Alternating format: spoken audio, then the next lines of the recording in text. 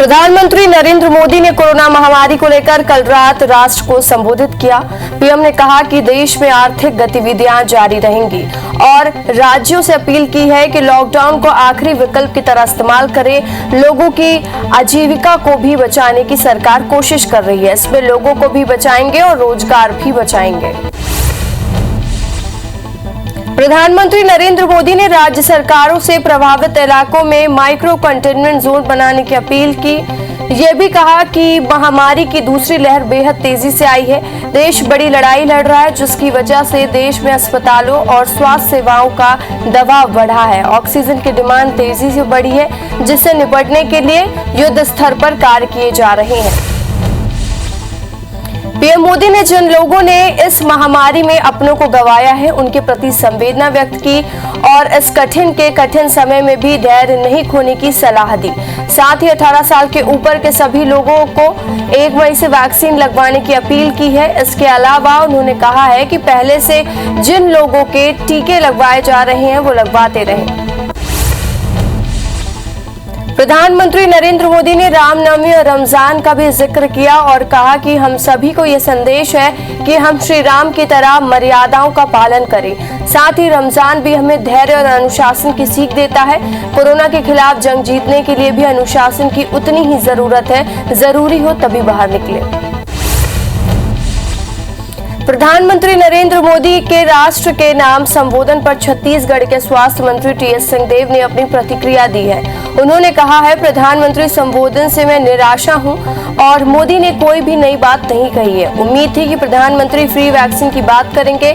टीका कितना बनेगा, राज्य को कितना मिलेगा, पीएम ने नहीं बताया। महाराष्ट्र में कोरोना वायरस रोकने के लिए लागू प्रतिबंध नाकाफी साबित हो रहे हैं। ऐसे में महाराष्ट्र में लॉकडाउन की संभावना तेज हो गई है। महाराष्ट्र कैबिनेट ने राज्य में सख्त लॉकडाउन की सिफारिश की है। महाराष्ट्र के स्वास्थ्य मंत्री राजेश टोपे ने कहा है कि कैबिनेट मीटिंग में तय हुआ है कि लॉकडाउन लगाना ही पड़ेगा। सीएम उद्धव ठाकरे लॉकडाउन की घोषणा कर सकते हैं। उत्तर प्रदेश के 5 शहरों में लॉकडाउन नहीं लगेगा। सुप्रीम कोर्ट ने इलाहाबाद हाई कोर्ट के फैसले पर रोक लगा दी है। उत्तर प्रदेश की योगी सरकार ने इलाहाबाद हाई कोर्ट के 5 शहरों में लॉकडाउन लगाने के फैसले के खिलाफ सुप्रीम कोर्ट का रुख किया था। यूपी सरकार ने नोटिफिकेशन जारी किया है कि दुकान या कंपनी 10 से ज्यादा लोग काम कर सकते हैं। उन्हें कोविड से बचाव के तरीके मेन गेट पर डिस्प्ले करने होंगे। इसके साथ ही कोरोना से बीमार हुए सभी लोगों को 28 दिन की पेड लीव देनी होगी। जो भी दुकान या फैक्ट्री सरकारी आदेश से बंद हुई है, उनके कर्मचारियों को छुट्टी के साथ वेतन भत्ते भी दिए जाएंगे।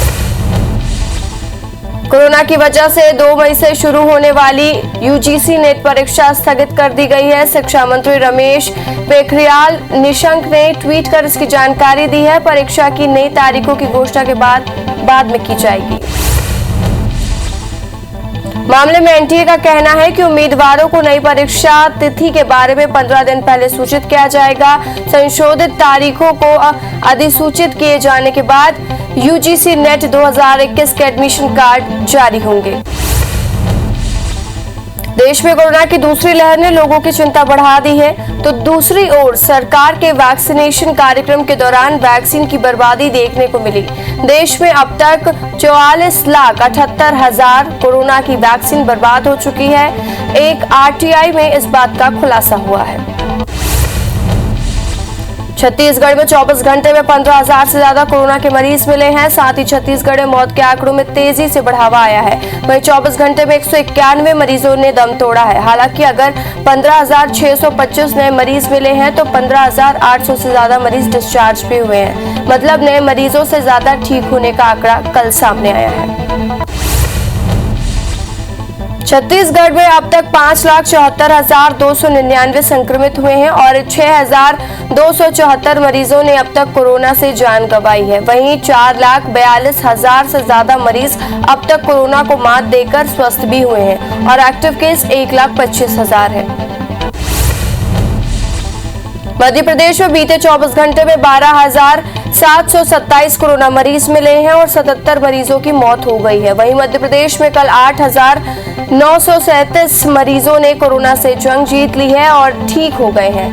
भोपाल में कल 1,694, इंदौर में 1,753 नए संक्रमित मिले हैं। मध्य प्रदेश में अब तक 4,33,704 लोग संक्रमित हुए हैं, जिनमें से 3,50,720 मरीजों ने कोरोना से जंग जीत ली है और स्वस्थ हो चुके हैं। वहीं मध्य प्रदेश में अब तक 4,713 मरीजों की मौत भी हो चुकी है, जिसके बाद एक्टिव केस जिनका इलाज अभी जारी है उनकी संख्या है प्रदेश में 78,271। कवर्धा जिले में कोरोना मरीजों को ऑक्सीजन नहीं मिल रहा है। ऐसे में कोरोना मरीजों के बेहतर इलाज के लिए मंत्री मोहम्मद अकबर ने जिले में 85 ऑक्सीजन सिलेंडर भेजकर जिले वासियों को राहत दे दी है। ऑक्सीजन सिलेंडर पहले कांग्रेस भवन में रखा गया, फिर बाद में जिले के कोविड सेंटर में भेजे गए। महासमुंद जिले में बढ़ते कोरोना केस को लेकर सामाजिक संगठन, जनप्रतिनिधि प्रशासन को सहयोग देने में जुटे हुए हैं। जिले के 4 कांग्रेस विधायकों ने विधायक निधि के 25-25 लाख रुपए प्रशासन को संसाधन जुटाने के लिए दिए हैं। इसी कड़ी में महासमुंद भाजपा सांसद ने भी सांसद निधि में 30 लाख रुपए देने के लिए कलेक्टर को पत्र लिखा। इसमें से 20 लाख रुपए महासमुंद जिले के लिए और 10 लाख रुपए गरियाबंद जिले के लिए दिए गए हैं, ताकि प्रशासन कोविड से लड़ने के लिए संसाधन जुटा सके। कोरिया जिले में लगातार बढ़ रहे कोरोना को देखते हुए मनेंद्रगढ़ में SCCL के संचालित केंद्रीय चिकित्सालय को कोविड केयर सेंटर बनाया गया है। यहां कोरोना पॉजिटिव मरीजों का इलाज किया जाएगा। इस कार्य के लिए भरतपुर सोहनत के विधायक गुलाब कमरों ने कलेक्टर को ज्ञापन सौंपा था। पेंड्रा जिले में कोरोना की दूसरी लहर तेजी से अपना असर दिखा रही है। जिले में संक्रमण के 152 नए मामले सामने आए हैं। राहत की बात यह है कि पिछले 2 दिनों के मुकाबले संख्या जरूर कुछ कम है। जिले में सक्रिय मरीजों की संख्या 1,691 है। वहीं सैनिटोरियम परिसर में 30 बेड का ICU सेंटर बनाया जा रहा है, जिसे जल्द शुरू किया जाएगा।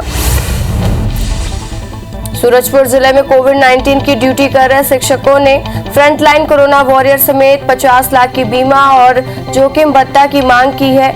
इसे लेकर अनोखा पोस्टर अभियान चलाया है, जिसमें उन्होंने अपनी तस्वीर लगाकर एक स्लोगन लिखकर पूछा है कि ना बीमा ना जोखिम भत्ता, कौन करेगा मेरी रक्षा। बालाओद जिले में बढ़ते कोरोना संक्रमण को लेकर कलेक्टर SP ने पूरी टीम के साथ फ्लैग मार्च किया है और साथ ही इस दौरान आम जनता से लॉकडाउन के नियमों का पालन करने की पूरी जोर अपील की है। खासकर लोगों को बेवजह घर से बाहर नहीं निकलने का अनुरोध किया है। बता दें कि जिले में 26 अप्रैल तक टोटल लॉकडाउन लगाया गया है। कबीरधाम जिले में 21 अप्रैल शाम 4 बजे 29 अप्रैल तक लॉकडाउन रहेगा। लॉकडाउन की घोषणा होते ही शहर में लोगों की भीड़ शराब दुकानों पर उमड़ पड़ी। जुनवानी स्थित शराब दुकान में सुबह से ही लोगों की भीड़ देखी गई। इस दौरान कोरोना संक्रमण के प्रति लोगों की लापरवाही साफ तौर पर देखी गई। शराब लेने पहुंचे लोग सोशल डिस्टेंसिंग की धज्जियां उड़ाते नजर आए।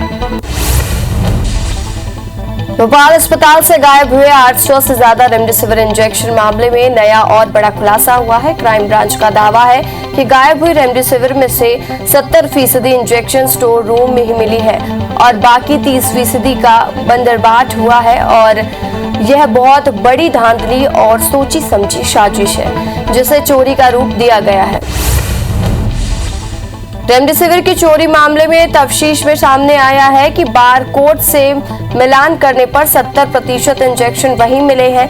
30% इंजेक्शन हॉस्पिटल स्टाफ की मिलीभगत के चलते मिलान नहीं हो पा रहा है। FSL रिपोर्ट में कहा जा रहा है कि खिड़की भी अंदर की तरफ से काटी गई है, लिहाजा तफ्तीश में सुई अब हॉस्पिटल और स्टोर के बीच अटक गई है। मुख्यमंत्री भूपेश बघेल ने कल वर्चुअल बैठक में बस्तर संभाग के 7 जिलों में कोरोना संक्रमण की वर्तमान स्थिति की समीक्षा की। सीएम ने समीक्षा करते हुए कहा, राज्य के बस्तर संभाग में पिछली बार कोरोना संक्रमण को रोकने में शासन प्रशासन सहित सबके सहयोग से अच्छी सफलता मिली थी। इस बार भी हम सभी बस्तर संभाग में संक्रमण की दर को 0 तक लाने का प्रयास करें। बीजापुर के भैरमगढ़ बस्ती में नक्सलियों ने बैनर पोस्टर लगाए हैं। जनपद पंचायत कार्यालय के पास बैनर पोस्टर फेंककर 26 अप्रैल को भारत बंद करने का आह्वान किया है। पर्चों में कृषि कानून का विरोध किया है। साथ ही केंद्र सरकार पर बहुराष्ट्रीय कंपनी, दलालों और पूंजीपतियों को सहयोग करने का आरोप लगाया है। बैतूल जिले में एक युवक ने अपने पिता सहित मोहल्ले की 2 महिलाओं को लोहे के सब्बल से मारकर मौत के घाट उतार दिया। घटना के बाद आरोपी फरार है। सूचना पर एसपी और एसडीओपी मौके पर पहुंचे। शव को पीएम के लिए अस्पताल पहुंचाया गया।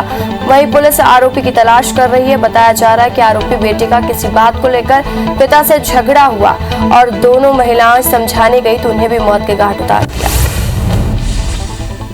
मुरैना जिले के माता भैया में जिगनी गांव के पास पॉम ऑयल के भरे टैंकर पे मेटाडोर को टक्कर मार दी।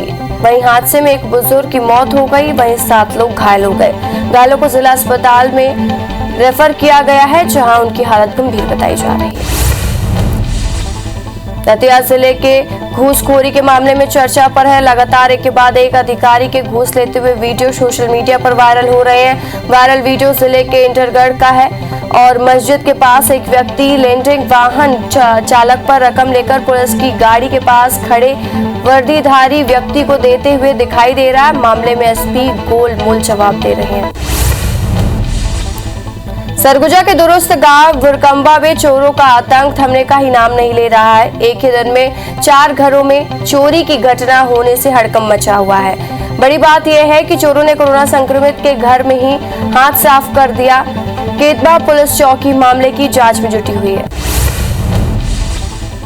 सीआरपीएफ ने सुकमा में बालियाओं को ही बटालियन के स्थापना दिवस पर खास पहल करते हुए कमांडेंट रघुवंश सिंह की साइकिल वितरित की है। रघुवंश सिंह ने कहा है कि हर हालात में इसके लिए सुरक्षा के लिए बटालियन तैयार है। साथ ही उन्होंने स्थापना दिवस पर सभी जवानों और अधिकारियों को बधाई भी दी है।